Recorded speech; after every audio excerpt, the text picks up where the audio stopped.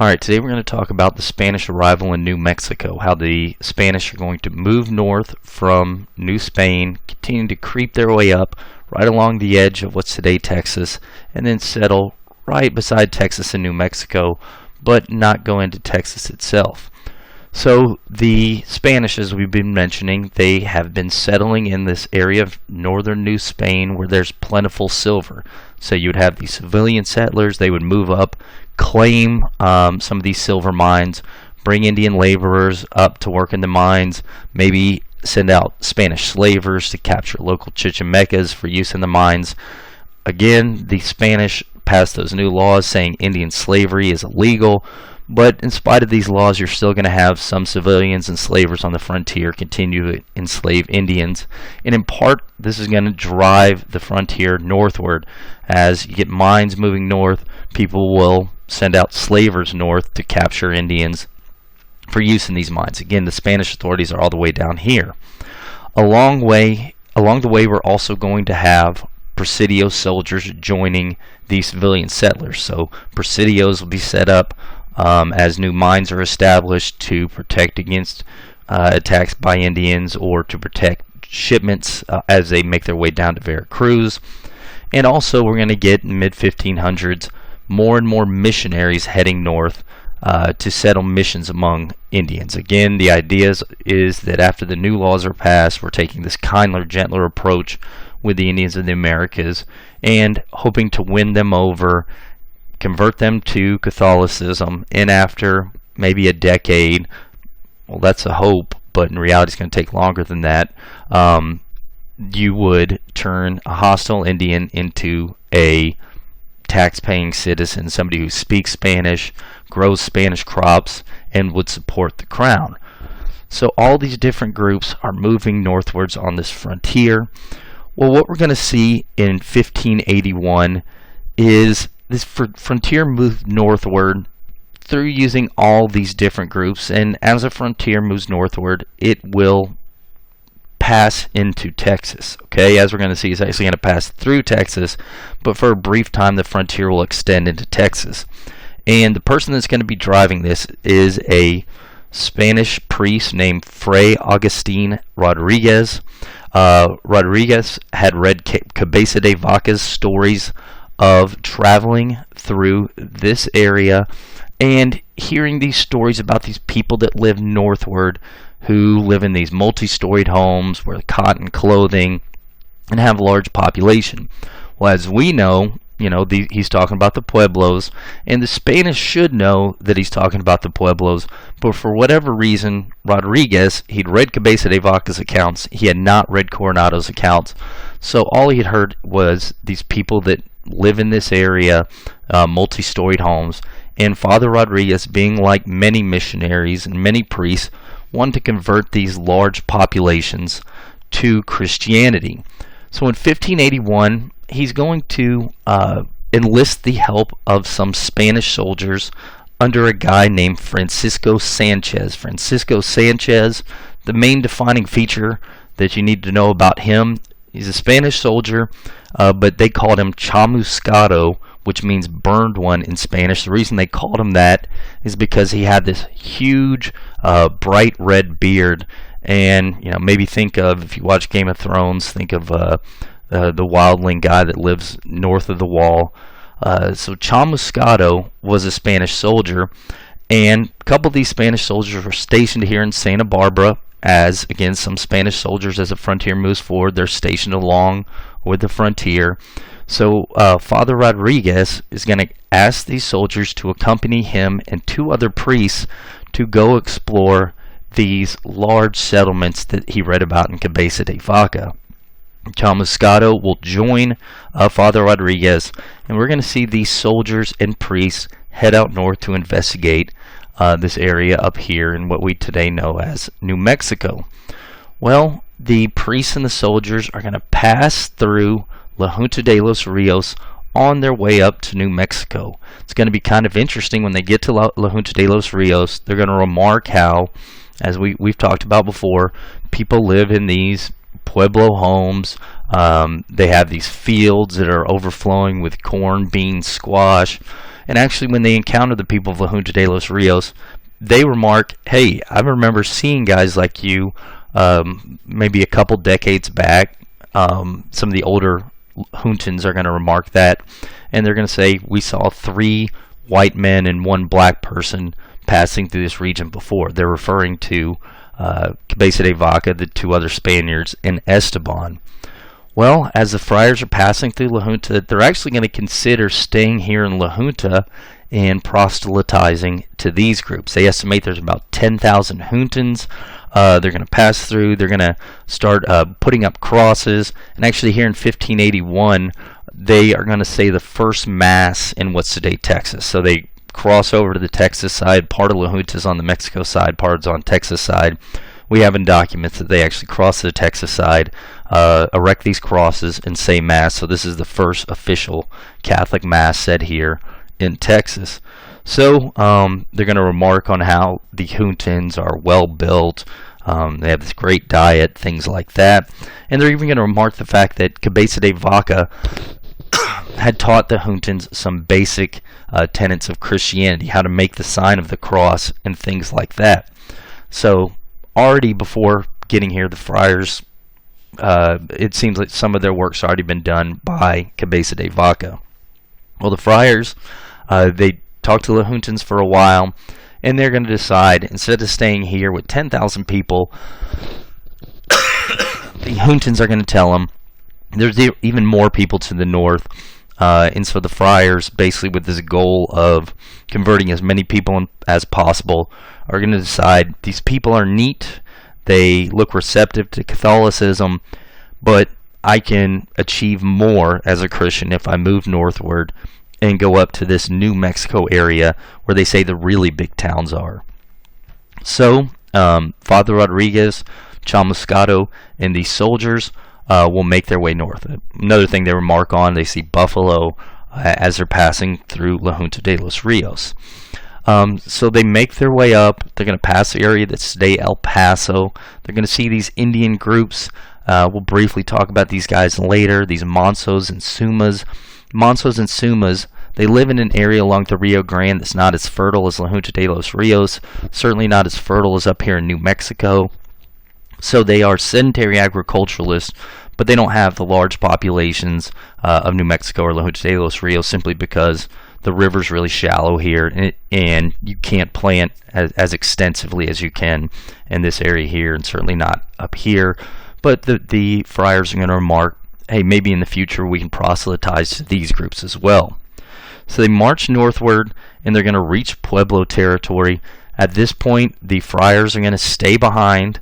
The soldiers will actually stay behind for a little while. One of the priests is going to talk about returning to getting additional priests. Later on, it's going to be learned that he was killed on his way back by an Indian group. We don't know who. But we have these friars up here in New Mexico. And for presumably the next year, as we're going to talk about, something may have happened to them. But for the next year, start teaching the Pueblos Christianity, trying to convert them to Catholicism, and the soldiers stay behind them.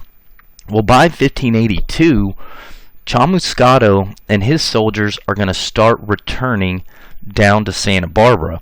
They're going to return in very different shape than what they came, and they aren't going to have the priests with them. So Chamuscato and his men are going to return back to this area. Chamuscato is actually injured. He's sickly. He's on a stretcher. They're taking him back, and they are going to come back to report that that the friars have been killed by the Pueblo Indians up here. They've been killed up here, and they're returning here after this failed effort to Christianize these Indians.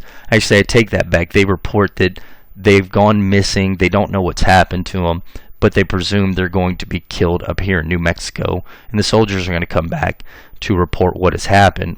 There's some debate that the members of the Chamuscato, the soldiers, might have gotten into a dispute with the priests, whether they wanted to mistreat the Pueblos, as soldiers sometimes do. Maybe they wanted to exploit the Pueblos for whatever reason. Maybe they wanted to enslave them. The priests had to remind them about the new laws. Soldiers get into conflict with the priests. Or it could be exactly what the soldiers are saying. The Pueblos didn't like the priest for whatever reason, kidnapped him, or possibly killed him.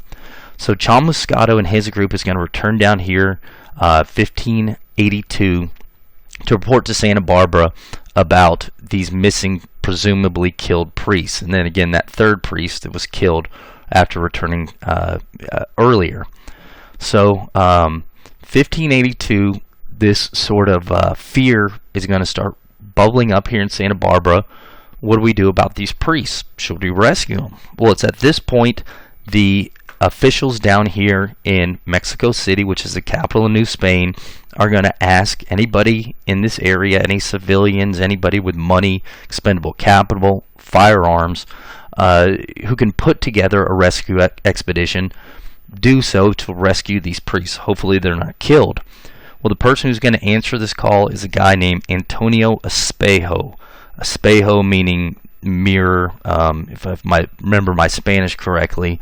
So Antonio Espejo is going to get together this expedition. You know, a local friar sort of there freaking out, worried about his brethren being killed up there to the north.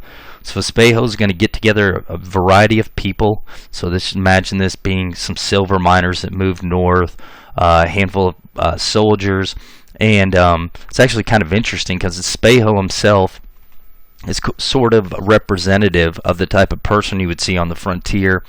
He himself was on the run from the Spanish government. He'd failed to pay a fine against him in a murder case. Basically, he'd been convicted of murder, ordered to pay a fine. He couldn't afford it, so he retreated up here to the frontier. Espejo had some connections to the slave trade, so he was one of these civilians that were working with slavers going out to the frontier to capture a variety of Indian groups. So he's might be going out because he's legitimately interested in the fate of the two Spanish priests, or he might be going out to scout out silver mines. He might be going out to scout out potential places to acquire slaves.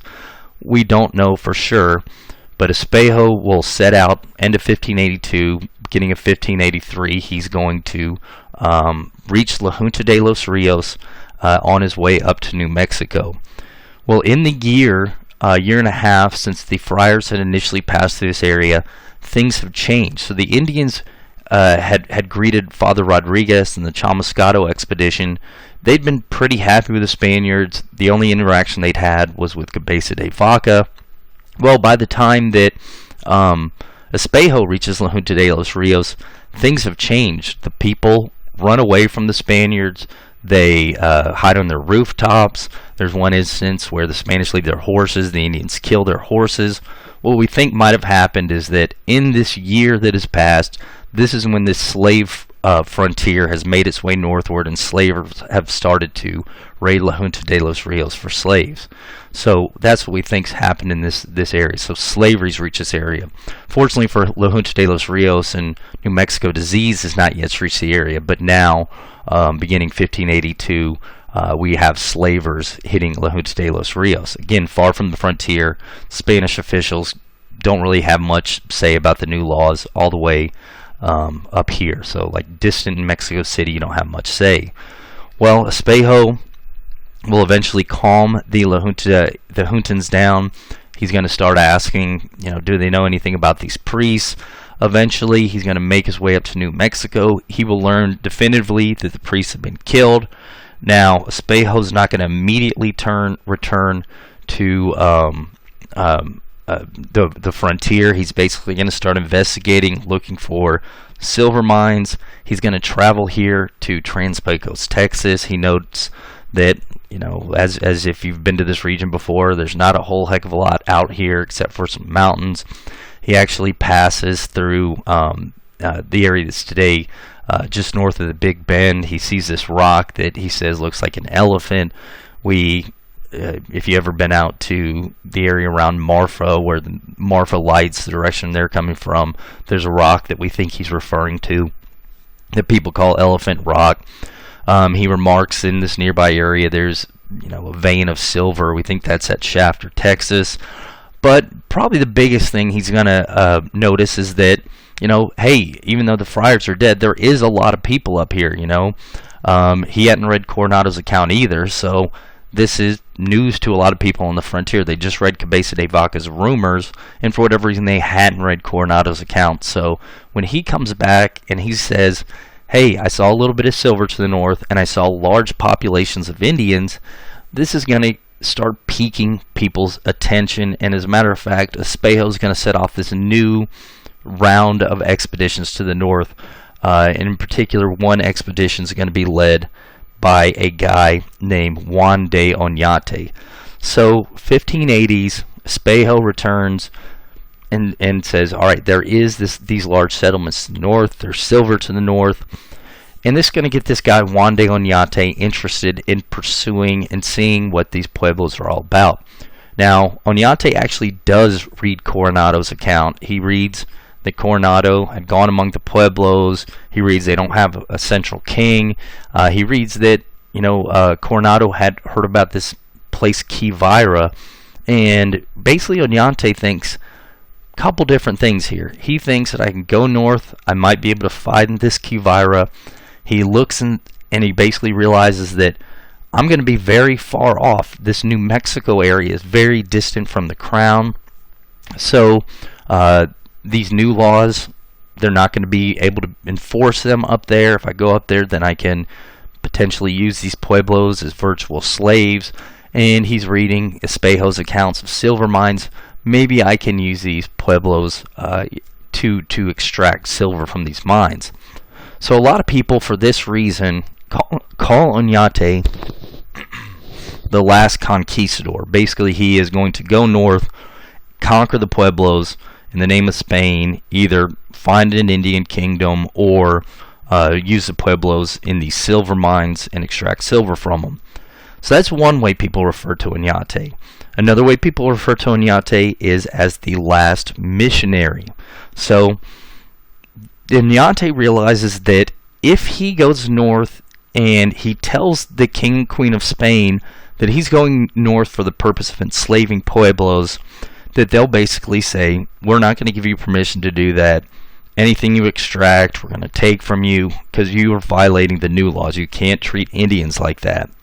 So Oñate can't go to the king and queen and tell him his true intentions.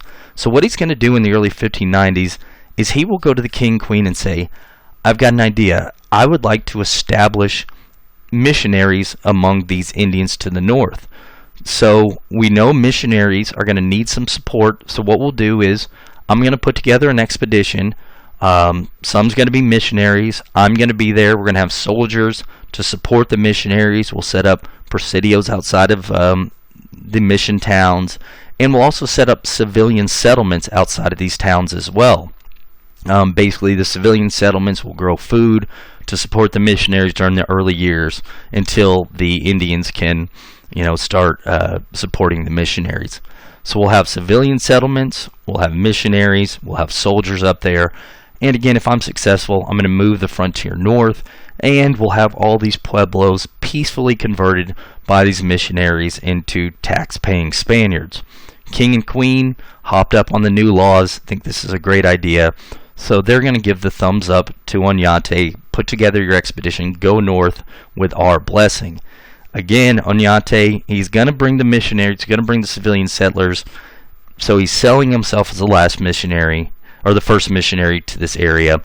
But in reality, he's going to be the last conquistador. So his true goal is to go up to the pueblos, enslave them, possibly use them in silver mines.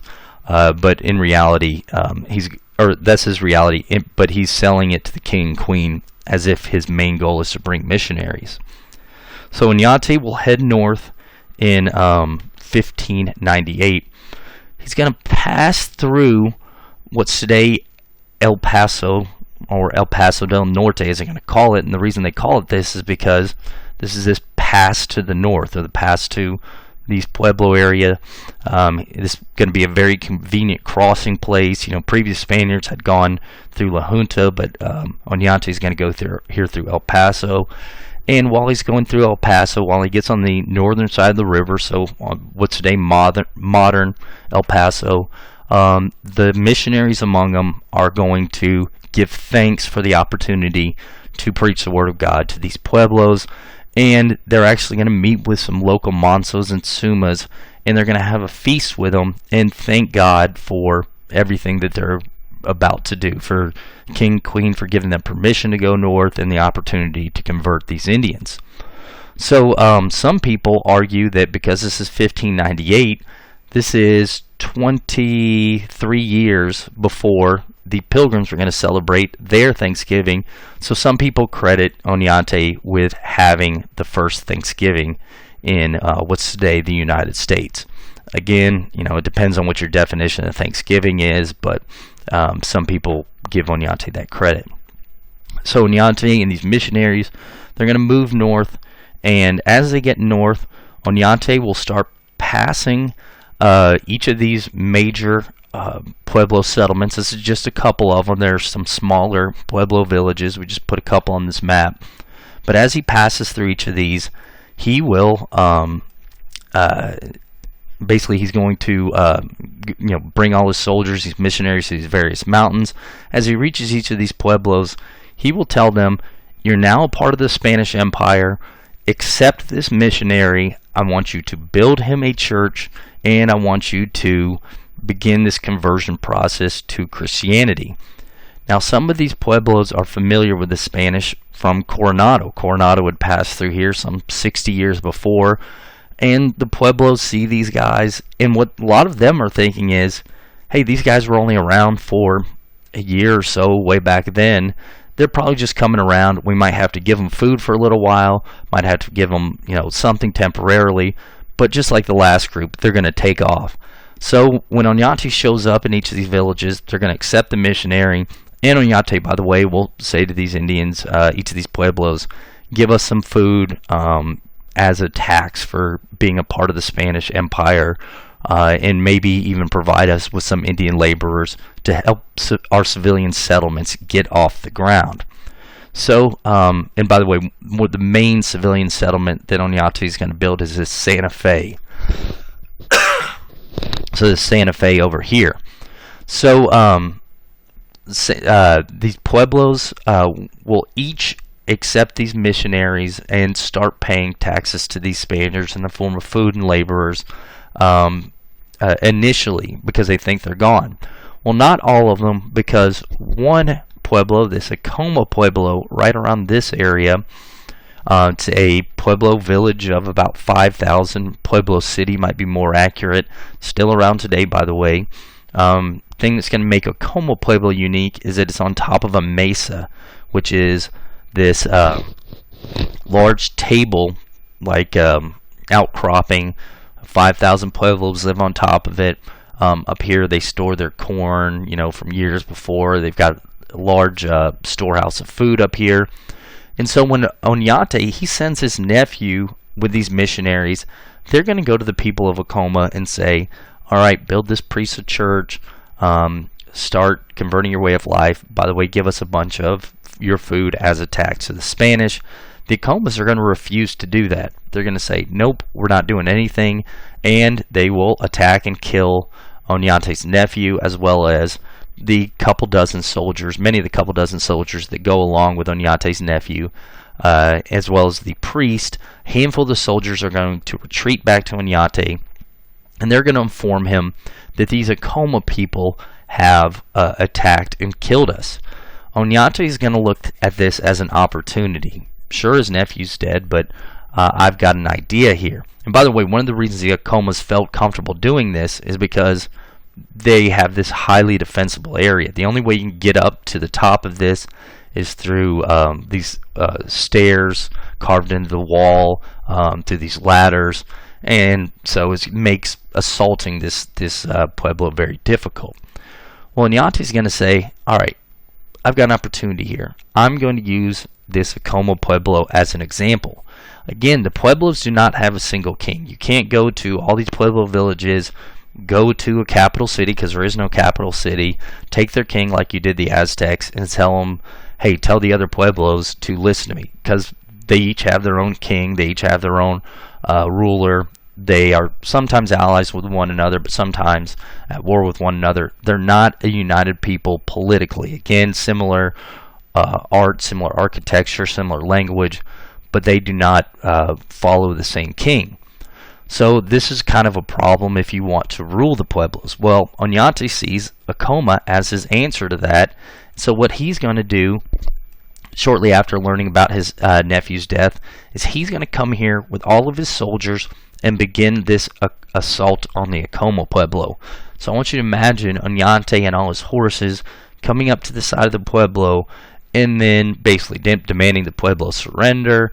They don't do that, so Oneonta and his men will try to make their way up the mesa to attack the Acomas. Well, as they try to make their way up, the Acomas are going to start firing arrows down on them, start kicking off the ladders they would need to climb to make their way up, start throwing rocks, and Oneonta and his men simply can't get up. They're going to try again, a second assault, can't get up. Well, what Oneonta is going to do is he's going to order some of his men to sneak up the back here, and basically he's going to Oneonta is going to take the rest of his forces, pretend to attack up this side to draw the Acoma's attention over here, and these dozen or so, about 13 men, are going to sneak up here. They get these ropes and they're going to draw the cannons up to the top, and once they get up to the top, they're going to set up the cannons and start firing on the Acoma Pueblo. Some of the buildings are going to light on fire, and we're going to have this cannon fire and this fire pushing the Acomas this way. Acomas are going to get distracted by the fire, allowing Oneonta and his forces to get up to the top of the Pueblo, and the Acomas are going to be caught between Oneonta's forces and the fire, and about 500 of the Acoma Indians will perish in this Battle of Acoma. Well, the rest will surrender, and Oneonta is going to decide to make an example of this Pueblo, to basically tell the other Pueblos, this is what happens if you don't accept missionaries, if you don't, give fealty to the Spanish. So what he does is he takes 500 of the Acoma Indians, and he's going to give them out as slaves to various civilians himself for use throughout the Spanish civilian settlements. So you guys are now slaves. He's going to take 24 of the Acomas, so 24 adult males, and he's going to chop their one of their feet off. So hobble them is what you would call it. And the reason he does this is he wants them to serve as a living example to the rest of the Pueblos. This is what happens if you defy the Spanish. So, see what we did to the Acomas. We will do this to you, Zuni, Jemez, Taos, Pueblos. We're going to do this to you guys if you don't give in to us. Well, the rest of the Pueblos are going to accept this, and they will allow the missionaries to come in. They're going to, at least for the foreseeable future, begin this missionization process, and this is going to extend the Spanish frontier all the way up here to include what's today New Mexico. So Pueblos will start learning Spanish. They're going to start attending Catholic church. Priests, as missionaries always do, they're going to have problems here because they're trying to convert a people that are, polytheists, multiple gods, into following a single God, and there's going to be obviously issues with that. But they will start coming into the Spanish sphere, and again, you're going to have some Spanish civilian settlements popping up throughout this area. Oneonta, he's going to be governor of this region. Again, he's keeping Indians as slaves, at least some of them, against the new laws. He is going to take time out in 1601 to go search for Quivira, just like Coronado had. He crosses the plains. He has his own adventure across the plains, reaches the area, possibly the same Wichita village that Coronado had been at, does not find Golden City or anything he wanted. He will return home 1601, unable to find a kingdom. But again, Oneonta, he's going to be happy because he's going to be using these Pueblos as slaves. Although he's also disappointed because there's not as much silver here in New Mexico as there is down here in northern New Spain. And for this reason, some of the civilians who had come up with him were coming up here expecting to get their own silver mines, but now they don't have it. Some people are disappointed about that. Other people, missionaries, are going to be upset by the methods that Oneonta used to get the Pueblos to accept the missionaries. Some people are going to report Oneonta for violations of the new laws. And in 1608, in particular because of these new law violations, Oneonta will be ordered back to New Mexico to stand trial for mistreating Indians and for enslaving them, otherwise violating the new laws. Well, Oneonta, he had fairly rich. He was born into a silver family in central New Spain that made tons of money. He's going to use this wealth to get out of these charges, does not get convicted, so he's recalled. People in New Mexico are going to stay, or the Spanish in New Mexico are going to stay, but Oneonta is recalled. He's going to be replaced as governor, and he's going to face trial, but in part because of his wealth. He's going to be let off for his violations of the new laws. One of the reasons I find this interesting is this is a statue of Oneonta that was put up in 1998 just outside of a restroom in El Paso. It was meant to commemorate the 400th anniversary of the permanent settlement of the Southwest by Europeans. So Oneonta brings the Spanish there, and they're going to stay there from this point forward. So basically, hey, this is the guy that brought them north. Well, when the news that the statue is going to be going up is announced, a lot of Pueblos are going to protest. So the Pueblos as a people, they begin converting to Catholicism, start speaking Spanish, but they're going to maintain some of their tribal identity. As we'll talk about, disease is going to start arriving there, and a significant amount of their population will die. But again, even today, after all that happens, you still go out to New Mexico, and you're going to see some Pueblo villages. Well, some of these modern-day Pueblos will say, how can you put a monument up to a guy that enslaved our people, killed a number of us, and forced us to accept Christianity at the edge of a sword? In spite of these protests, the statue will go up. Well, the day after it's put up, so the day it's put up, there's a huge festivities, things like that. The night after, night falls. Well, the next morning, somebody approaches the statue, and they noticed that during the middle of the night, somebody had gone up to the statue and cut off one of its feet.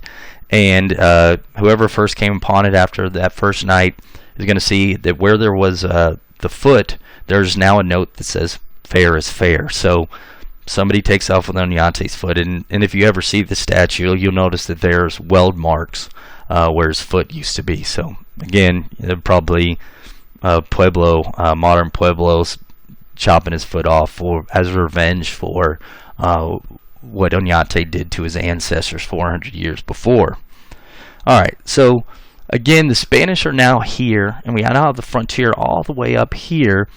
But the thing is, from this point for over the next 100 years, the frontier's not going to extend very much. We're going to see a couple settlements, like Monterey, right, established right around 1596, couple settlements around here, but it's not going to extend into Texas. As a matter of fact, the only real place you can say in Texas is this brief passage on this road from New Mexico to the settlements down here. It's not even a permanent settlement in early 1600s. It's just this is on the road from New Mexico to this other part of New Spain.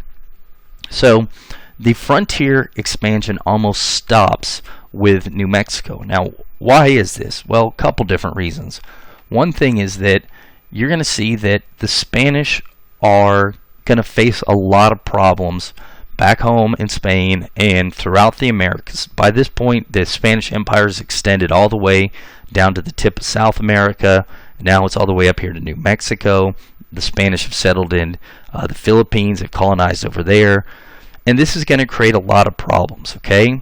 Well, one problem for the Spanish, and again, those problems are going to prevent the Spanish from expanding any further. One of these problems is going to be Spain has been expanding off the back of the silver they've been getting from, again, New Spain and also Peru. Well, so much silver had arrived in Spain in the 1500s that it's going to devalue silver. So if you think about it, silver is a rare metal, but if suddenly out of nowhere there is 100 times more silver than there had been, previously, the value of silver would drop by 100. It's not going to be that severe, but you will see that so much silver comes out of New Spain and out of South America that the rarity of silver it's not as rare as it used to be. Therefore, what you used to buy with a piece of silver you can no longer buy anymore. So Spain is going to have trouble paying soldiers, establishing new presidios. Spanish civilians are not going to want to see as much reason to sort of push the frontier further if the silver mines, by the way, the silver mines start to decrease around here. There's just not as much silver. So, you don't have much silver, and even if there are a couple silver mines, which there are a little bit of silver here, nobody's going to want to push it forward because it's not worth as much. So Spain goes through this deflation, I guess, in the value of silver. This is going to be especially a problem because Spain, it thinks during the mid-1500s, it thought that this silver is going to continue to flow in. It hadn't anticipated the devaluation of silver. And the Spanish king and queen had borrowed a ton of money during the 1500s. Again, we got all this wealth coming in from these Indian kingdoms and now these silver mines. Can I borrow a couple bucks? A private citizen of Spain or Italy or wherever to fund a variety of projects. All right, here's some money. Pay me back with interest. Well, now this interest payments are going to start coming up, and Spain has to pay that on top of their other economic woes. So that's one of these problems with Spain in slowing expansion. Another thing is that the Spanish are going to start, again, they're still wealthy, but it's just not as wealthy as they expected. Another thing that's going to happen with Spain is they're really going to be like that family that wins the lottery and then doesn't know how to save, doesn't know what to do with their money. They're going to start spending their money on everything and anything, okay? Some of this is going to be fighting territorial wars with its northern neighbor France. So the French, southern neighbor, the French, northern neighbor, the French. French are also a Catholic country. We're going to talk about them shortly, but they share a border with Spain, and the Spanish want, French territory. They've got this expendable money. Start getting to wars with France. As we're going to talk about, for a variety of reasons, the French are going to be pretty tough opponents, and the Spanish will lose a lot of these wars after spending a lot of money. Spanish also start funding expeditions into North Africa to try to regain this territory that they had lost, or the Christians had lost with the expansion of Islam. Spanish are going into North Africa. They're going to find this a very costly endeavor. So they are going to regain some territory, but it's going to cost a lot of money. And then the Spanish are going to start spending money, in particular, fighting its northern neighbor, Britain. As we talked about, the British have converted to Protestantism. Well, the Spanish want to reinstall a Catholic monarch in Britain. It's actually not Britain yet. It's still England, still called England. So they want to install a Catholic monarch. You got this new Queen Elizabeth that has taken over as the monarch of England. They want to remove her. They want to install her Catholic sister, Mary, to the throne of England. They're going to do this by funding, Catholic insurgencies within England. And in 1588, they're actually going to fund a invasion of England with the intention of overthrowing the Protestant Queen Elizabeth and installing her sister Mary. Well, Spain's got this beautiful, huge navy funded by the silver of the New World. Well, when they try to invade England, there's going to be this disaster. Basically, a storm is going to hit the Spanish fleet. The English, way poorer than the Spanish, basically their fleet is just made up of fishing vessels, pirate vessels, nothing that can defeat the Spanish Navy head to head. But what happens is, again, the storm hits the Spanish fleet, and the English are going to come up with this plan. If you've ever seen Game of Thrones, end of season 2, sorry, spoiler, but they load a ship with explosives, throw the ship into the middle of the Spanish fleet. It lights a good chunk of these ships on fire. Other ships sort of have to pull off from the invasion, and basically this invasion turns into a disaster, destroys a significant amount of the Spanish fleet. Now, Spain's still fine, still got a large navy, although what we're going to see from this point forward is the Spanish, because of their financial woes, their navy is going to start, slowly going down, at least in comparison to other European nations. And at the same time, with the Spanish Navy hurting, the British Navy is going to expand. And as we're about to talk about, the British and the French, English and the French, are going to start settling in the New World. So basically, what we see is that with the Spanish fleet, after this destruction of the Spanish Armada, the This is going to allow the French and the British to start settling here, and as they start settling the New World, their own navies are going to start increasing. And so this is going to decrease the effective range of where the Spanish Navy can protect its settlements in the New World. So that's another thing preventing Spanish expansion, is problems on the seas. Okay. Another thing is that we're going to have these Indian groups on the plains, groups like the Apaches, and we'll talk more about this in a second. They're going to get their hands on these horses that the Spanish have been bringing to the plains, and what they're going to do is start adopting these horses. And these Indians are hunter-gatherers. Think of them as like Chichimecas, and actually the Spanish would call them Chichimecas. But whereas these groups down here, they were raiding without horses. By the time that the horses start getting in the hands of the Apaches, and by the time the Spanish get up here, some of these Indian groups have started to use these horses, and with the horse they're going to become much more effective raiders. They're going to be much more effective at running away. They're going to be much more effective at attacking the Spanish than the Chichimecas down here, because the Chichimecas down here didn't have the opportunity to get the horse. So you start seeing the horse get into the hands of these Plains Indian groups, and with the horse, these guys are going to more effectively resist the Spanish. So that's going to be something that is going to be going against Spanish expansion. The missionaries are going to, as we'll talk about later, will try to go among these horseback riding nomads. But why would I need a missionary when I can ride a horse, hunt more effectively than I could before? My population's increasing because I can kill more buffalo than I could previously, and I don't need goods because I can start raiding you for European goods instead of accepting missionaries. So just know in the early 1600s, we see some Indian groups start getting a horse here, and in particular the Apaches up here, because as the Spanish settle here in New Mexico, some horses will make their way out to these Apache groups. So that's another reason Spanish expansion is going to slow.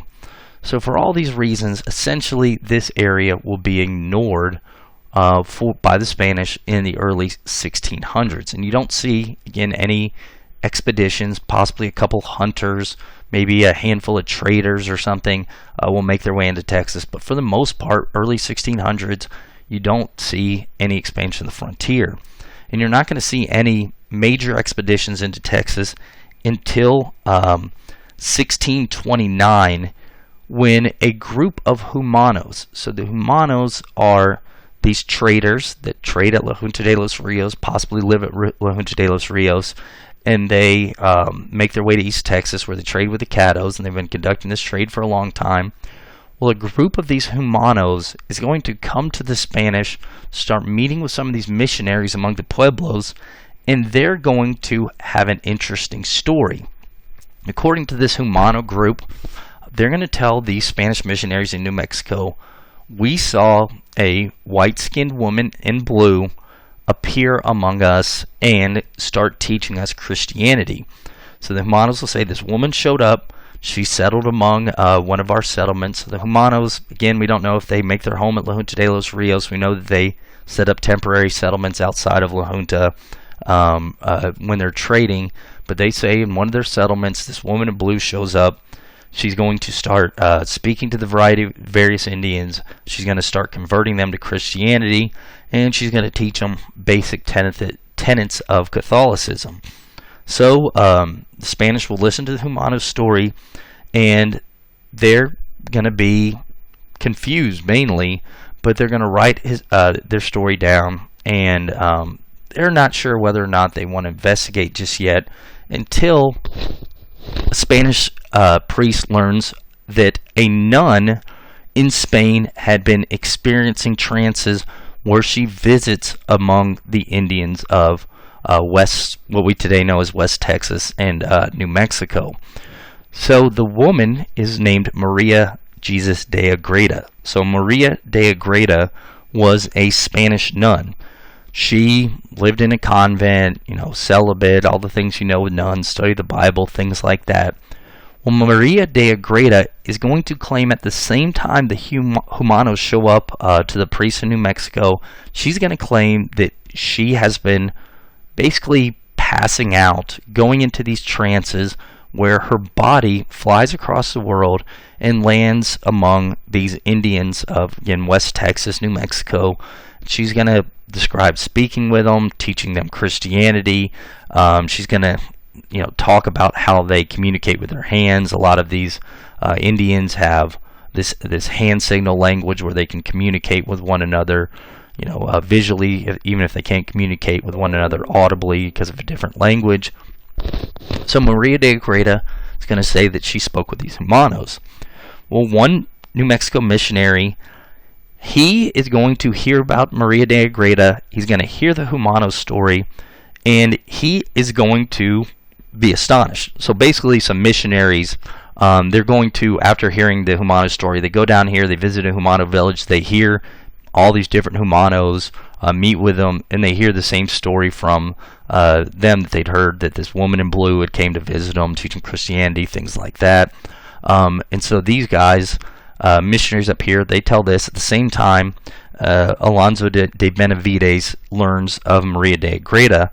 So what Benavides is going to decide to do is he's going to decide to travel to Spain to interview Maria de Agreda.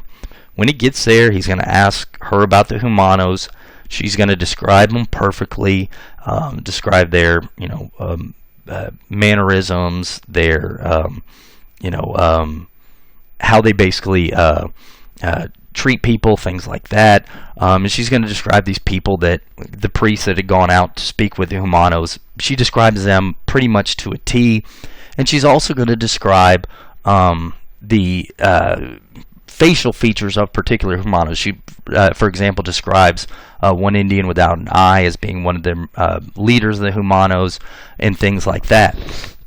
And then again, she says to Benavides their hand language and other things that Benavides, having been among the Humanos and having heard the story from the Humanos, is going to relate or understand. It seems that she's telling the truth.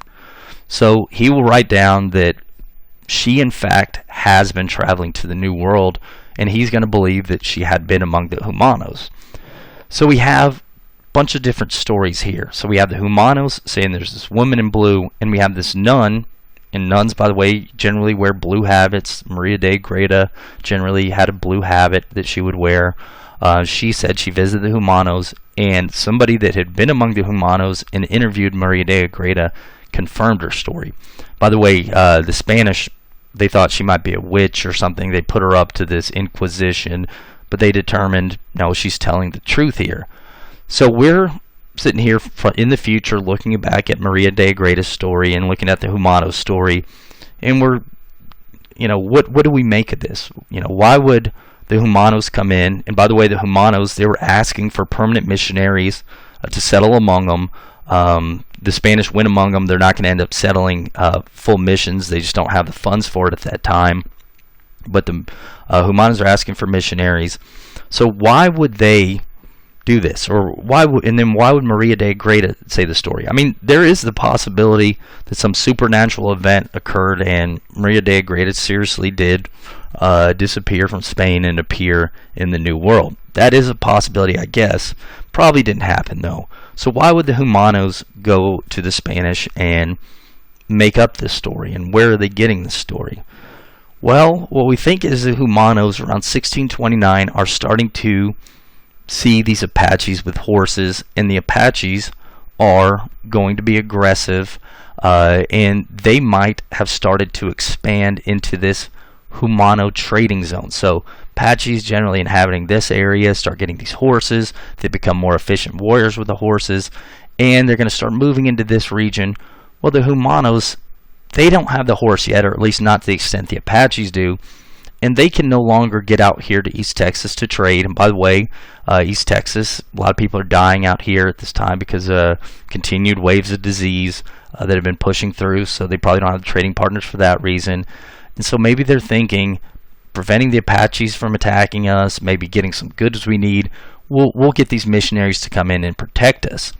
So that's what we think might have happened, why they might have divided the Spanish to establish missions among them. Again, we don't know for sure, but that's a possibility. But why the woman in blue? Why are they going to make that part up? Well, what we think is that possibly the Spanish, or the Humanos, they had seen the Spanish carry around this figure right here. So when the Spanish and when missionaries went to new regions, or when missionaries set up missions, one of the figures they would have is this Maria de Guadalupe, essentially a Indian in central New Spain, had claimed to see this woman in blue, which people figured was Mother of Jesus, appear, and so missionaries saw this as a miracle and started to carry this banner around with them whenever they, started going into new areas. So seeing this image of Mary, the Humanos figured, well, that's a way to convince them to come among us, protect us from these Apaches. So we think that's where they got the image of the woman in blue. Now, for Maria de Agreda, why would she make this story up? Well, think about this. She's a woman in Spain. This is a patriarchal society. If you're a man, you're not going to have a chance to make your way up in society. She, very intelligent. She'd written a lot of letters about her experiences. She'd actually written a book. If you're a woman, you're highly intelligent, you're maybe going to be head nun of your convent, but you can't go much further than that. You can't get the attention outside of a local area. So maybe she made this up to bring attention on herself, things like that. Well, how did she learn so much about the Humanos? Well, we had missionaries in New Mexico. They'd been seeing the Humanos for a while. Cabeza de Vaca had seen the Humanos, described them at least. We'd had Spaniards have interactions with the Humanos before, and they're sending these letters back to Spain, and people are reading them. Again, some of these early explorers' accounts have been published, so it wouldn't be difficult for her to get her hands on these. Now, as far as the particular Humanos, like she described, the guy with one eye, I mean, you can kind of just sort of guess that there's going to be a guy without an eye in a large group of people. And again, the hand gestures, that would have been something she would have heard about from, say, Cabeza de Vaca's account or Coronado's account, or some of these letters coming back from New Spain. So again, possibly a supernatural thing, but it could have all just been two different groups making things up, and they sort of happen to fit with one another. Well, again, the Spanish do not end up settling missions among the Humanos for cost reasons, in spite of the fact that a lot of these missionaries believe that the Humanos did have this interaction with Maria de Agreda. All right, so again, neat story, but the Spanish still don't expand into Texas. Well, what we're going to see is in 1659, we will kind of get our first Spanish settlement in Texas, although not really. All right, so in 1659, we've been having the Spanish for the past 60 years up here in New Mexico, and then the closest Spanish settlements right around here, a little bit north of Santa Barbara right here. We've had a couple Spanish settlements there, but basically from here all the way up to here in New Mexico, this huge stretch, there's no Spanish settlements. Well, this is kind of a problem because, you might need water, food on this long journey. New Mexico, a lot of what they're doing up here is growing food for the silver settlements down here. And so you got this long shipment. And by the way, some of these shipments start being attacked by these Apaches who are getting horses. So you're going on down here, you're getting attacked. You need a stopover. So some people are going to look about forming a new settlement here in this area. And at the same time that the Spanish are considering a settlement here, we're going to see these Mansos and Sumas, these sort of kind of Pueblo-like Indians that, agricultural, but not as agricultural as the New Mexico Indians or the people of Junta de los Rios. These Mansos and Sumas, they're going to start asking for missionaries. And again, we don't know exactly why they suddenly start asking for missionaries. Could be because the Apaches are starting to pressure them. But in 1759, these two dual things go on. And by the way, this is a lot of times when you see new Spanish settlements, it's usually either for profit or it's for need. And a lot of times it's this need plus, the desire of a missionary that's going to lead to the settlement. Well, in 1659, this Franciscan friar named Garcia de San Francisco y Zuniga is going to want to establish a mission right here. at El Paso among the Mansos and Sumas. The Spanish will approve of this. They're going to fund Zuniga's missionary efforts. He will first found a mission among the Mansos. He's going to build a church, build buildings for the Mansos. Again, Mansos already agriculturalists. They'll start attending this mission. They're going to start planting fields of crops around the El Paso mission, and it's going to be successful. So successful, as a matter of fact, the Sumas are going to come along and also ask for a mission among themselves. So it'll eventually turn out to look something like this, and we'll have this somewhat successful mission. A couple civilian settlers will settle alongside the missionaries of Mission Indians, and we get El Paso being founded. Now, the reason this isn't a big deal to Texas history is that the missions are going to be settled on the western side of the Rio Grande. Now, you are going to have the Mission Indians, going east of the Rio Grande to herd cattle. Some crops are going to be grown east of the Rio Grande, but the settlement is primarily going to be on what's today Juarez, on the western side of the Rio Grande. So kind of a Texas settlement, but most of the settlement is in what's today Mexico. Well, what we're about to see is the frontier is going to dramatically change for two reasons. One reason is that we're going to see this big revolt happen, and then we're also going to see arrival of another European